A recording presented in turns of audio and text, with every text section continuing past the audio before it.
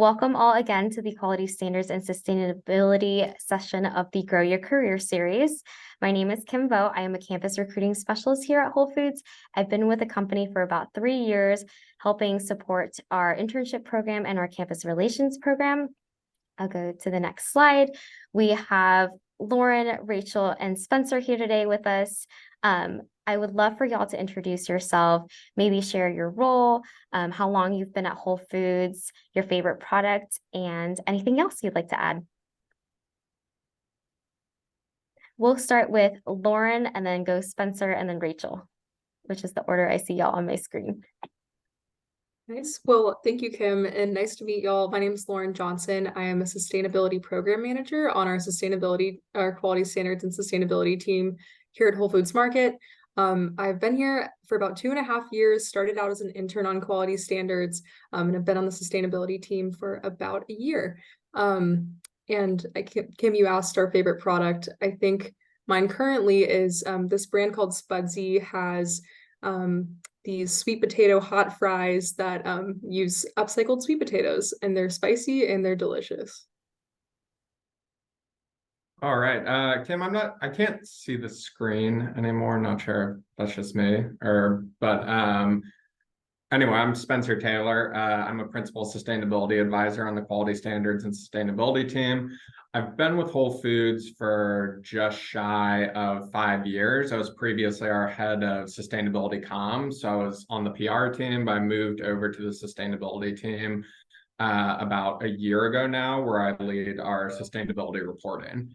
My favorite Whole Foods Market product is actually our 365, so our private label brand seltzer waters. Like, we have a black cherry one that's delicious. I used to be like a severe Dr. Pepper addict, so those delicious seltzer waters have really helped me kick that habit and be more healthy. So try them out.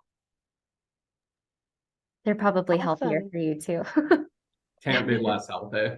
That's for sure. I love the ginger one. Yeah, I concur actually with both of y'all's product recommendations. I'm Rachel Groover Mason. I'm our principal advisor, and my focus is on food and beverage ingredients. So that includes beverages like fizzy waters or adult beverages. I have been with Whole Foods Market for 23 years. I've had a really meandering career path. I started in the store.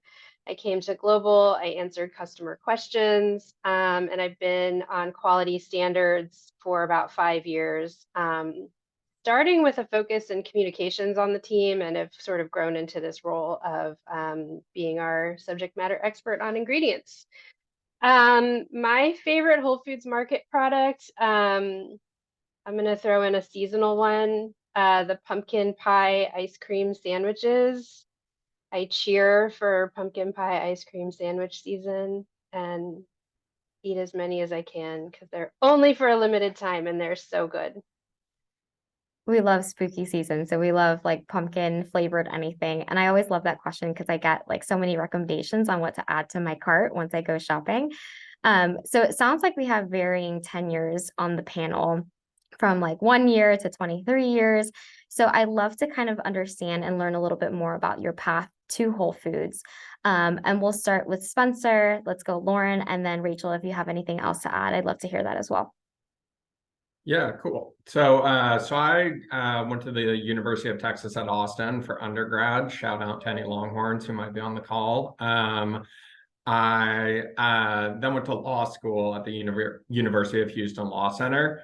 I never practiced law. As soon as I got to law school, I was honestly sort of like, oh shoot, like I don't really love this. I don't really resonate with this. But thankfully, I've had a environmental law professor that kind of just turned everything around. I found like a real passion for corporate sustainability, and that led me to where I am today. After law school, I worked in New York in environmental consulting for a few years. I moved to LA and again was working in sustainability consulting out there. But a woman who I worked with in New York was working in sustainability comms at Whole Foods at the time, and she sort of poached me for for my first role at Whole Foods. I'd applied for probably, 6 positions at Whole Foods before that, just because it's always been a company I wanted to work for. But thankfully she was kind enough to finally get me in the door. So the persistence definitely paid off. All right. I do have a bit less experience than Spencer, but I can tell y'all the path how I got here today.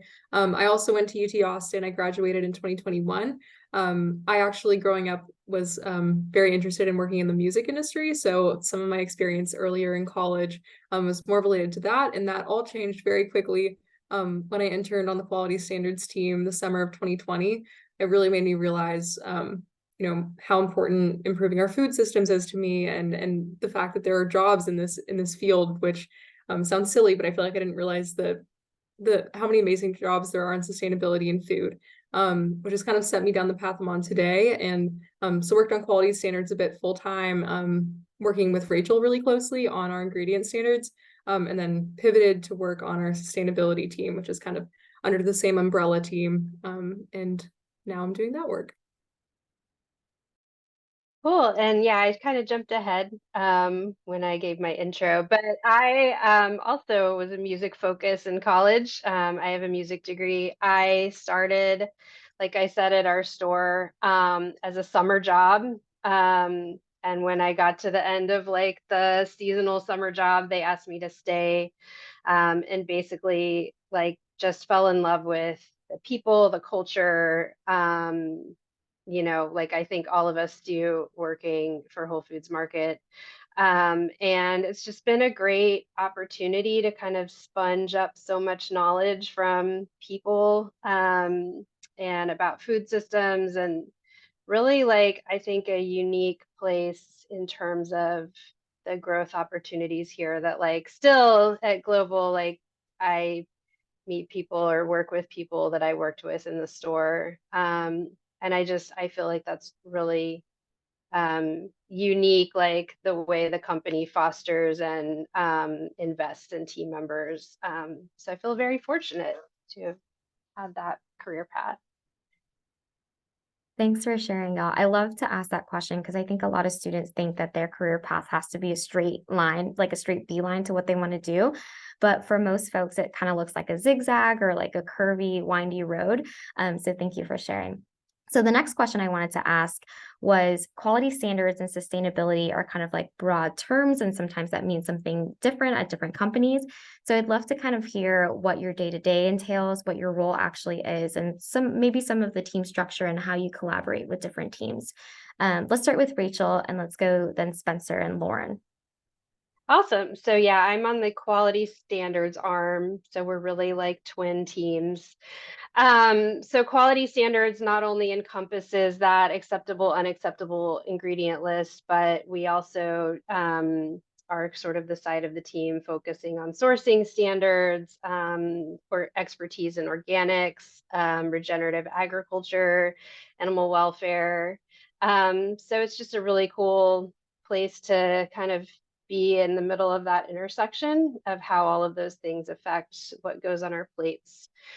My day to day generally, like everything starts with our legal team and collaborating with them. They're probably like my biggest business partner within the company because, we might get a newer novel ingredient, and there's no point in getting an assessment of that ingredient off the ground if it doesn't meet any sort of suitable regulatory status. So like my day in the job might be one of our buyers or merchants is like, hey, I've got this cool new product. And we will start with sort of a regulatory screen, and then quality standards, like where we sort of differ from just is it legal, is bringing in that sort of philosophical piece, like would customers expect to see it on the shelf? Are there any additional safety concerns, right? There's a lot of things that the FDA allows that, have since we've discovered they're not actually safe. So we try to kind of take that above and beyond, and be the filter. So like when a customer walks through our front door, they're really walking into a filter where they don't have to look for a specific stamp on a product or a label. But we banned 500 ingredients across all of the categories that we have ingredient lists in. So that's food, body care, supplements, and household cleaning. And so as soon as you walk in our front door, like you're walking through that screen, and that's something I'm really proud of and happy to be a part of. Alrighty, so yeah, so I work on our sustainability team, and as our head of sustainability reporting and engagement, basically my job is to make sure that all of our stakeholders, be it, you know, internal stakeholders like our team members or external stakeholders like our customers, media, NGOs, other advocacy organizations, are aware of our sustainability work, and that we're talking about our sustainability work in a way that is, you know, authentic and most importantly, accurate. You know, basically my job is to help us avoid greenwashing at the end of the day. So I'd say 90% of my job is working on our annual sustainability report. Our 2022, what we call our impact report, came out in July of this year. You can find it on our website or just search, like, you know, Whole Foods Market Impact Report. If you haven't read it yet, I definitely encourage you to do so. It's a really good overview of basically everything Whole Foods does to fulfill our higher purpose of nourishing people on the planet. So it's everything from, you know, how we keep waste on the landfills to how we work to decarbonize our supply chain, to all the things Rachel was just talking about, you know, our ingredient standards, our animal welfare standards, our seafood standards, kind of all those things that make Whole Foods Whole Foods. So really most of my days are spent working with pretty much every team across the business to source stats and stories for our sustainability report. So I work a lot with our merch teams. So the teams that, you know, that source products for our stores, so our meat team, our seafood team, produce team, our center store team, which is kind of all the shelf stable snack products that you'll see in the center of our stores. So I work with a lot of those teams to source the stats and the stories that we want to tell, you know, through our sustainability report or through other communications channels. And then once I have all those stats and stories, I then work closely with our legal team to substantiate all that information. So to basically make sure that that information is accurate, and that if we were ever like pressed on that information or asked questions about that information, that we could, you know, prove that it was accurate and that we were representing it honestly. So yeah, most of my days are spent just chasing down stats and then writing a 60 to 75 page report. Nice. All right. So I'm on the sustainability arm of the quality standards and sustainability team. So work really closely with Spencer on that team. Like I said, I am a sustainability program manager. So the way that I think about that is kind of my role being to support the subject matter experts on our team, like Spencer, and like our subject matter expert on climate, so carbon and water, as well as our expert on waste and packaging. So I think of my role kind of as helping do a lot of the analysis related to a lot of those programs. We have goals around, as a part of Amazon, contributing to Amazon's net zero goal for carbon, as well as Amazon's goal of reducing food waste by 50% by 2030. And so there's, as you can imagine, a lot of analysis surrounding those goals, tracking our progress, and thinking about how certain projects that we're planning for will help move the needle toward those goals. So that's a lot of my work. And I also do some work around supporting programs. So if we're exploring projects around better, more accurately measuring the carbon footprint of our products, or a reusables pilot in stores, or you know, working with suppliers that are doing great work around decarbonizing their operations. I do kind of a lot of programmatic support around those types of projects as well, to help move the needle forward on our goals. And then some teams that I work with around that, obviously work very closely within our team with subject matter experts, but also work with people across the company. There's so many projects that are going throughout the company that have a carbon or waste impact that we want to quantify and encourage. So working with teams like our store development team that does a lot of like infrastructure projects within our stores that improve our carbon emissions in our operations, collaborating with our merchandising and sourcing team on how we quantify the carbon emissions of our products, but also think about sourcing with that in mind in the future. Logistics, so like, the emissions related to our transportation, finance, and then also to get to interface a bit with our store team members by working on store facing reporting on our sustainability metrics to empower our store team members to contribute to that as well and see their impact. So those are some of the people I get to talk to on day to day. Thank y'all so much. That's amazing work that you guys are doing, and it really takes a village, the entire company, to kind of really push these efforts. So at Whole Foods, we're incredibly proud of our quality standards and sustainability efforts. We've been doing it since we were founded in the 1980s. So I'd love to hear if you guys could share about an exciting project or something that you're really proud to have worked on in the past, like couple of years or as long as you've been here at Whole Foods. Let's start with Spencer, and then we'll go Lauren and then Rachel. Yeah, so not to sound, like a broken record here, but I'd say the proudest thing I've worked on the past year is definitely the impact report.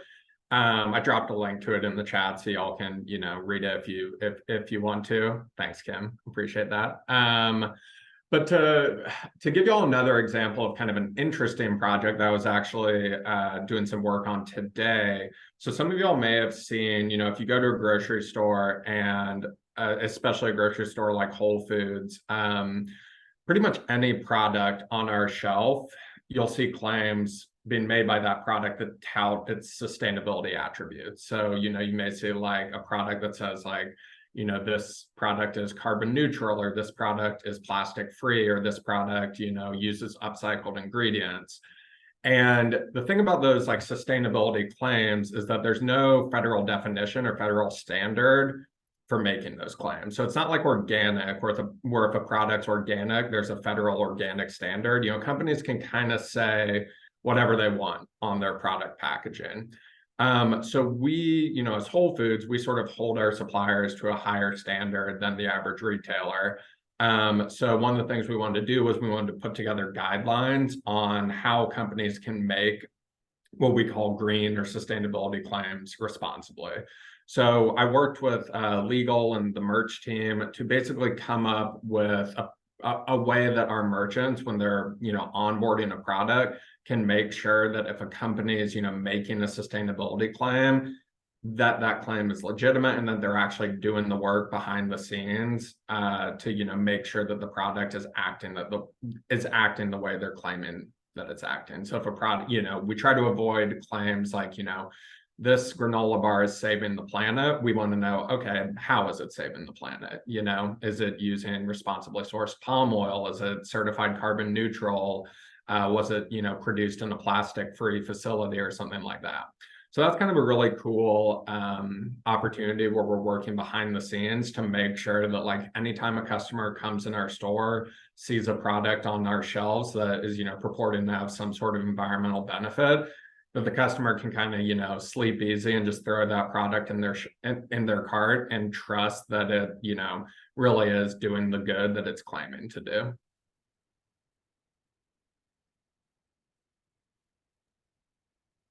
Am I next? Sorry, Kim. I am? Cool. All right. Lost track of the order. So something that I alluded to a bit that I've worked on in the last year and I'm still working on is our work around increasing the accuracy of the carbon footprint of our products. So there are a lot of different ways to measure the carbon footprint of products, everything from using really broad industry averages that just kind of encapsulate a whole industry to get an estimate, to doing very in-depth analyses of products. And so something that we've been working on is moving to be more accurate away from industry averages. So we've been collaborating with a company called HowGood, which basically you work with them to provide information about ingredient specifications and where those ingredients are sourced from and processed, and what certifications those individual ingredients have. And they have a database of a ton of peer-reviewed studies and life cycle analyses and things like that that they can then apply to those specifications you provide to them. Which then gives you a product carbon footprint that is a lot more accurate, a lot more actionable and ensures that when we're working on reducing our carbon footprint in that area, we're targeting the right products, targeting the right suppliers, things like that. And we've been working on that measurement effort this year and going to keep doing that. And we're kind of starting to see the benefits internally of having that more accurate information. So I've been really excited about that project. Awesome. So mine's like completely different. Last November, we rolled out a dedicated acceptable, unacceptable list for adult beverages. So that was a couple years in the making. Technically, those products were supposed to have met our food ingredient standards, but we, as we saw sort of that category explode, like now you have White Claw and all these canned cocktails and just new types of products. It became really clear like they needed their own list and better support because navigating through a food list was not helpful. And then in addition, there's a lot of really unique botanicals that are used in like spirits, for example, that aren't used in food. So our food list was just really falling short of what our suppliers needed. So we rolled that out. We're almost to our 1-year anniversary. The feedback from our supplier community has been fantastic. And it was just a really fun project to work on and learn. Really proud to have basically rolled out an ingredient standard for a brand new category. It's super exciting. So, yeah. Thanks all. So you each are so knowledgeable in your fields, and I'd love to hear some suggestions if folks on the call want some resources to learn a little bit more about sustainability or quality standards. If you could share a couple of things that you typically use to kind of stay up to date with the information. So let's go with Lauren and then Spencer and then Rachel, if you have anything to add, I'd love for you to add as well. Yeah, I think as you're trying to kind of learn more about sustainability, I think there are kind of a couple different ways you can look at it. The first are kind of like key resources in the area, or just kind of resources released by companies. So to learn more, I feel like looking at companies' sustainability reports is kind of a way to get a sense of the scope of work that different types of companies do in the realm of sustainability and who they're partnering with to accomplish those goals. Kind of give you kind of a sense of the landscape, which is really helpful, especially if you're trying to break into the industry. I also think that resources like the Greenhouse Gas Protocol and the Food Loss and Waste Protocol, while they're kind of like dry like standards and protocols, those are kind of the backing of a lot of the work that's done around carbon and waste, so it can kind of give you some expertise and are a good place to reference. I'd also say I read a lot of newsletters, I feel like, around sustainability that help me stay up to date. GreenBiz is a website that has a lot of sustainability newsletters around like food systems and circularity and transportation. So they have a lot of like thought pieces and industry updates through that that are really helpful. And then also too, I think it's just when getting into sustainability, it's helpful to kind of ground yourself in like the ethos of it and kind of the ethics that are backing people kind of in that industry. So some books that I read kind of leading into my role were things like The Sixth Extinction and Braiding Sweetgrass, and also some books by Bill McKibben, who was kind of an early thinker in sustainability who continues to, have to speak on sustainability topics. So I think all of those angles kind of help me introduce the industry and stay up to date. Yeah, so I think Lauren nailed a lot of it. I'd add to that list of suggested books one that I just finished called The Invention of Nature. It's a biography of Alexander von Humboldt, who was sort of like an early naturalist who kind of laid the foundation for like how we think of nature today as like this interconnected ecosystem. He was sort of like an inspiration for Darwin and a lot of other naturalists that, came after him. It was a really cool read, so would definitely recommend that.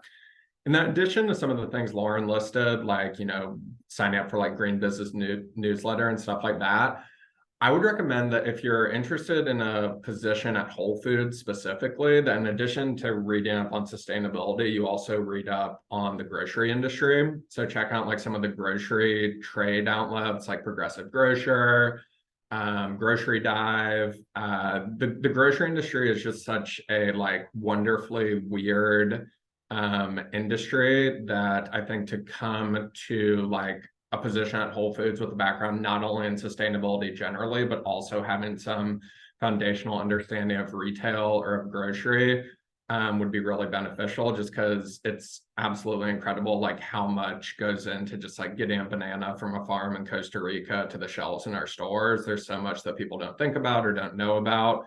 So I think that could really like separate a candidate if they had some like at least academic or foundational understanding of just like the retail grocery industry. And also just get outside. If you're passionate about sustainability, like remind yourself why you're passionate about that. Go for a hike, go paddle boarding, that always kind of really like reinvigorates me and reminds me why I do the work I do. I can add some too. So books, I definitely think Dan Barber's The Third Plate is an essential if you're interested in that intersection between food systems and sustainability. If you're interested in just learning about ingredients in general, Margaret Wittenberg was actually Whole Foods Market's original vice president of quality standards. She wrote a book called The Essential Good Food Guide, which is really like almost a kitchen reference, with all of these just really interesting grains and beans and information about different sweeteners. And it's one that I use like very often when I'm looking at ingredients. I would add to the trades, Food Navigator is also a really good sort of industry publication on ingredients. And then if you're interested in diving into like product safety, or sort of different frameworks or ways of looking at assessing products, actually the European Food Safety Authority, or EFSA, they're sort of the risk assessment arm of the European Union's government, and they have so many good reports that are written in plain language, that really make some of these complex topics a little more attainable to understand. So, yeah. Thank y'all so much. These are great resources. I'll have to check some of those out myself. And I don't know if anybody's like a Goodreads user, but I'll add some of those books to my Goodreads list.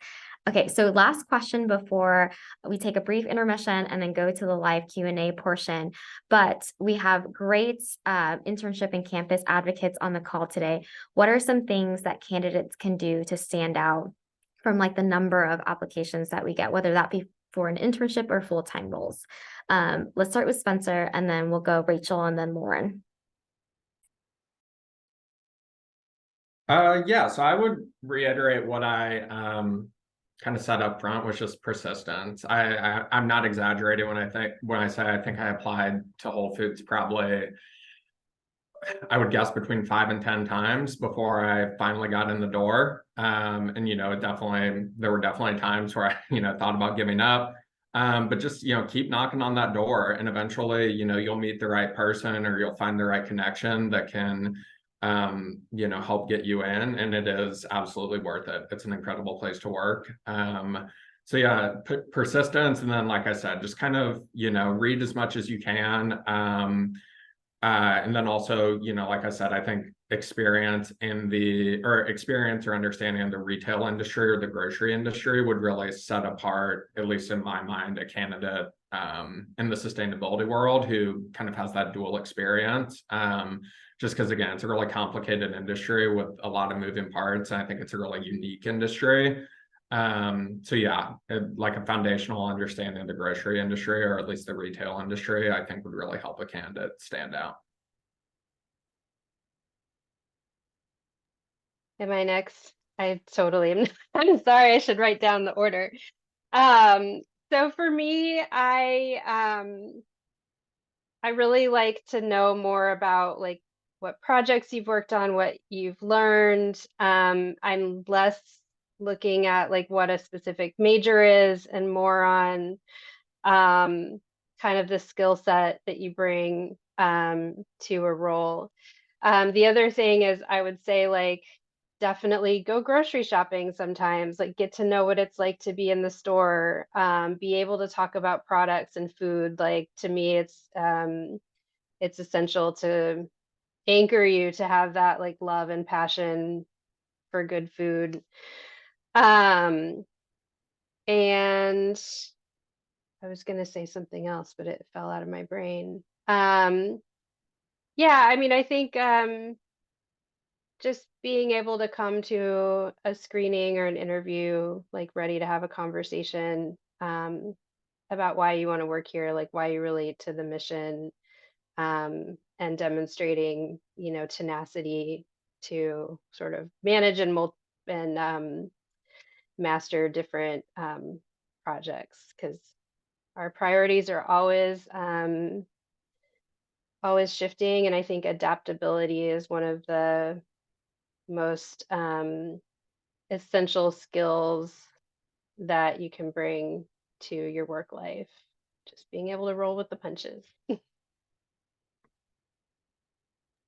I will second that, definitely. I think similar to some things that Rachel said, I think is from my perspective, coming recently into sustainability from more of an entry-level role, I think that while having like enthusiasm and expertise around the subject matter of sustainability and grocery is important, I think I don't think there's necessarily an expectation that you are an expert in sustainability coming into like an internship or entry-level role. I think it's more so like Rachel said, you know, showing that you have the ability to solve problems and be curious and tenacious. I think, especially like quality standards and sustainability, there's just such a breadth and depth of expertise and focus areas. And the landscape is just constantly changing. So I think demonstrating that you have that ability to learn and be curious and energetic about it is, you know, as important as having any sort of background or expertise, in my opinion, in more of an entry level role. Thank y'all so much. So before we get to the live Q&A, I just want to briefly talk about our internships. So our summer 2024 internships are now closed and taken down. We're fully in the recruiting cycle right now. So if you want to stay tuned for summer 2025, we will be posting them around the same time next year. So around September, October. They are based in Austin. We are on like a hybrid model right now. So 3 days in office, 2 days remote. They're paid, you get a 20% Whole Foods Market discount. So lots of great perks at working here alongside working with these folks. And if you want to stay connected with us, feel free to add me on LinkedIn. You can also follow the Whole Foods Market Careers page on LinkedIn. Lots of great information there as well. So let me pull up some great questions that we have. For all the speakers, what has been the most useful skill you have developed while on the job? Let's start with Rachel, and then we'll go Spencer, Lauren. Sure. I mean, I think I'll repeat what I said in the what makes a great candidate, and that's just adaptability, right? You will in your life encounter a lot of things where you worked really hard on it and then the project stops or is deprioritized for whatever reason. And so I think not attaching a lot of ego to that, being able to be like open and flexible and empathetic, really like is the way that I try to approach things and have like in my long tenure here. Yeah, I'd say, and this is kind of similar to Rachel's answer, but just an eagerness to learn. You know, that like I've said a few times, like the grocery industry is just weird, and you're going to deal with issues that you never thought you would be dealing with in your day-to-day job. Like I know way more about like broiler chicken welfare than I ever thought I would. So, you know, every day your inbox will have some new issue that you've never heard of, some new, you know, supply chain issue or animal welfare issue or human rights and labor issue that you've probably never heard of. It may be an issue that like the industry's never even dealt with before. So I think a willingness to just like sort of embrace the unknown, learn as much as you can about something that may seem weird or obscure, and kind of, become at least like pseudo subject matter expert on an issue is a really great skill to have, and one that I think has definitely been key to my development at Whole Foods.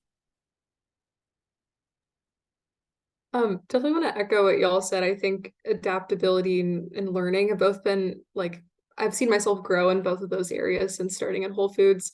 Like Spencer said, the types of questions that you'll get in your inbox sometimes around sustainability, like you just never know what to expect in the best way. I think like for an example, like someone emailed me about this analysis about like leafy greens for a project this week, and I'm like working on that. And there was something about like shrimp earlier, a couple months ago, and just things like that where you're not going to be an expert on everything, but it's important to be able to quickly get up to speed, even if you're not an expert. And I think, that's something I love about the job is the variability in topics and learning. But something that I've seen myself grown in, definitely.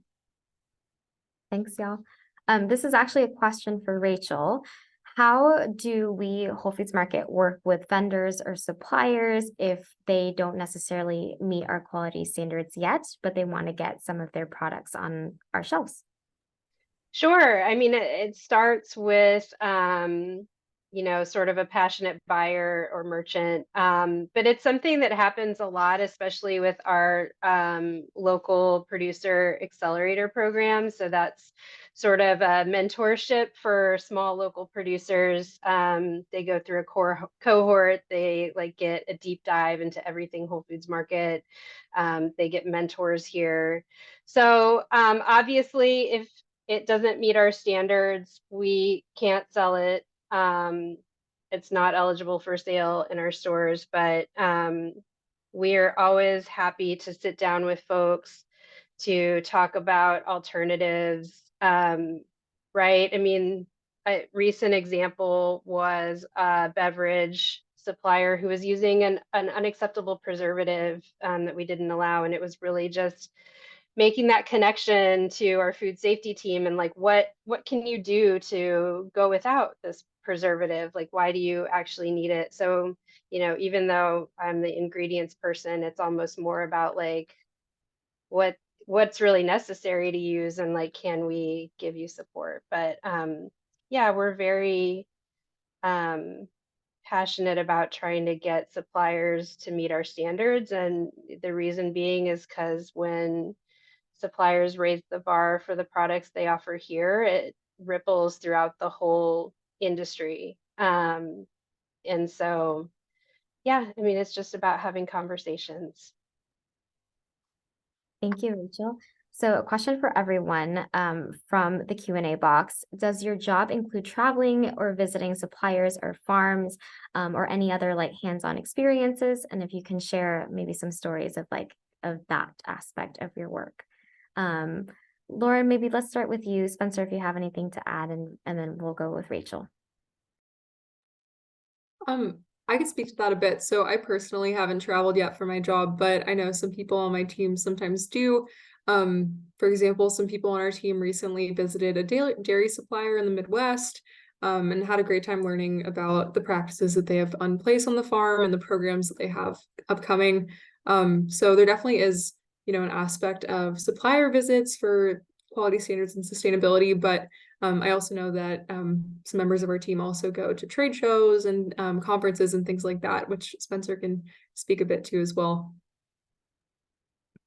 Yeah, so I've done a good amount of traveling for, like Lauren said, for conferences. So not always super sexy, sometimes it's like a food waste conference in St. Louis in February. But it's still fun, and you get to meet industry partners and like just kind of nerd out on sustainability and in the grocery industry. So even if it's not always like doesn't sound the most exciting, yeah, I definitely get to travel a lot, get to meet lots of people.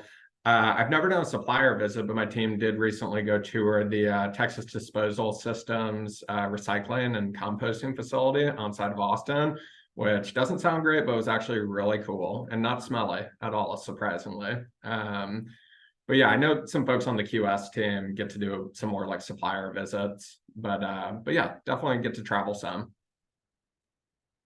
Yeah, I haven't traveled in a long time either. I've done supplier visits here locally in Austin, like, going to tour um, a supplier making yogurt. I'm about to go tour some breweries with folks on our adult beverage team to kind of learn about a new and novel yeast that they're using. So definitely, yeah, supplier visits are a big thing. We have other folks on the team who go out and visit farms and kind of see things in practice.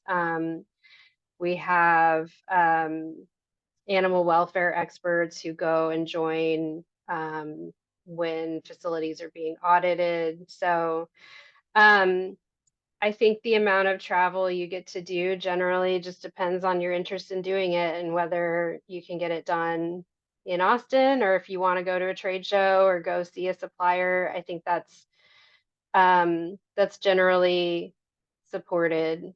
So yeah, trade shows and conferences I think are a big thing. Thank you all.